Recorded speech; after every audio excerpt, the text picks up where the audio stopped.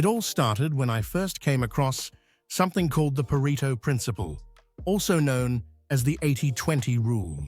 It basically suggests that 20% of your efforts lead to 80% of your results. But strangely, for me, it seemed the opposite. I was putting in 80% of the effort and barely getting 20% of the results. That was the moment when I realized I was not putting my efforts on the right topics. Now, my aim was to find that 20% of topics that actually generated 80% of the results. And that's when I discovered the Eisenhower matrix. This tool was designed to help people prioritize tasks based on their importance and urgency. For me, this was the key to figuring out where I was wasting time and what I should actually be focusing on. The Eisenhower matrix essentially divides tasks, or in my case topics, into 4 categories, based on whether they are important, urgent, both, or neither. The first category in the matrix is for topics that are both important and urgent. These are the topics that absolutely had to be studied right away, because they were crucial for my upcoming exams. For example, if I had an exam in 2 days and there were key concepts I hadn't yet covered, they would go in this category. These were non-negotiable. They needed my immediate attention. The second category is for topics that are important but not urgent. These are the ones that don't need to be studied immediately, but are essential for long-term understanding and success. For instance, I placed concepts I had already covered but still needed to revise into this category. Then there's the third category, which includes topics that may seem urgent but aren't actually important. These are the topics that can distract you because they feel pressing at the moment, but don't contribute much to your overall performance.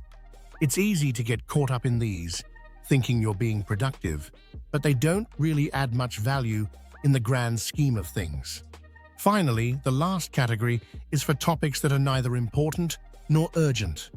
The stuff that's just a waste of time. In my case, this might have been obsessing over topics that were unlikely to even show up on the exam, or getting distracted by unnecessary study materials that weren't aligned with what I really needed to learn.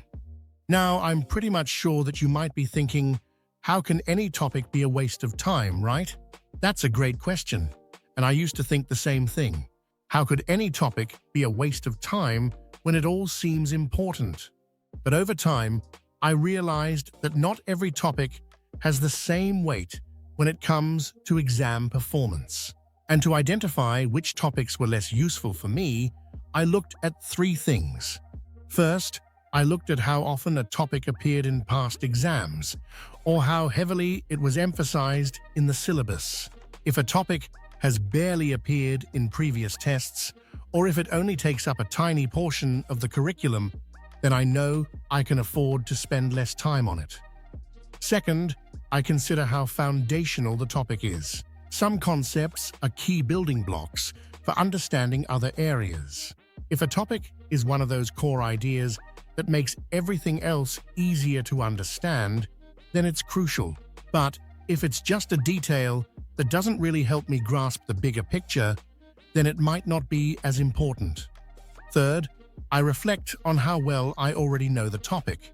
If it's something I've mastered and can explain easily, then revisiting it over and over would be a waste of time. I learned to let go of the mindset that I had to spend equal time on everything. Instead, I started focusing more on topics that were important and urgent. After organizing my topics using the Eisenhower matrix, I felt like I had finally gotten a grip on what I should be focusing on. But there was still another problem. That was my concentration. I noticed that even when I knew exactly what to do, I would sit down to study and still get distracted, or just feel mentally drained after a short time. That's when I came across the Pomodoro Technique, and this simple method completely transformed the way I approached my study sessions. The Pomodoro Technique is pretty straightforward. It breaks your work into short, focused intervals, usually 25 minutes long, followed by a short break. The idea behind it is that when you study in shorter, focused bursts, it's much easier to stay on task and you don't feel so stressed. Studies suggest that sustained attention starts to drop after just 25 to 30 minutes of focused activity. And once I tried it, I realized just how effective it could be. I would set a timer for 25 minutes and focus on just one task during that time. No distractions, no multitasking, just pure focus on the most important thing I needed to get done. Once the timer went off, I'd take a 5-minute break to stretch, grab a snack, or just relax. After 4 of these 25-minute sessions, known as Pomodoros, I'd take a longer break, usually around 15 to 30 minutes, depending on how I felt. This technique did wonders for me because during those 25 minutes, I was laser-focused. I wasn't thinking about how much more I had to study or how long I had to sit there. I was just focused on the task in front of me, and knowing that I had a break coming up made it easier to stay committed because the end was always in sight. This combination of the Eisenhower matrix and the Pomodoro technique really started making a difference. But I still wanted to get even more out of my study sessions. I realized that while I was managing my time better, I needed a more effective way to absorb and retain information. That's when I found the SQ3R Method, which stands for Survey, Question, Read, Recite, and Review. At first, I thought it was just another complicated study strategy. But once I started applying it, it changed how I approached my textbooks. The first step, survey, is something I never really used to do before. Usually, I'd just dive straight into reading. But with this method, you take a few minutes to skim through the chapter or material first. You look at the headings, subheadings, any diagrams, and summaries to get a general idea of what the chapter is about. This gives your brain a roadmap, so when you start reading, you already know what to expect. For me, this made the reading process feel a lot less overwhelming.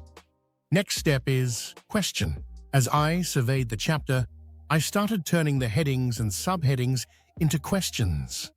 For example, if a section was titled The Photosynthesis, I would ask myself, how does photosynthesis work? Or what are the stages of photosynthesis? This simple step immediately shifted my mindset from passive reading to active learning. Then comes the read step. This is where I'd actually read the material, but now I was reading with a purpose, to find the answers to the questions I had created, instead of just reading for the sake of finishing the chapter. This kept me engaged and made the material more interesting. After reading, the next step is recite. This one took a bit of practice for me because it involves closing the book and trying to recall what you just read in your own words.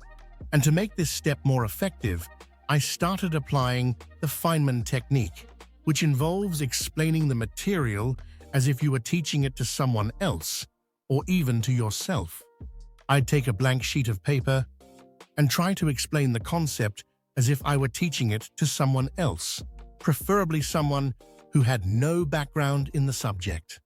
At first, I'd just write down everything I knew about the topic.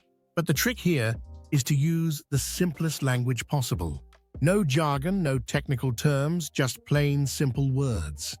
And if I struggled to explain something without using complex terms, I knew I hadn't fully grasped the concept yet. Whenever I found myself stuck, I'd go back to the material, reread that part, and try to understand it better. Then, I'd come back to my paper and attempt to explain it again, in more simpler terms this time.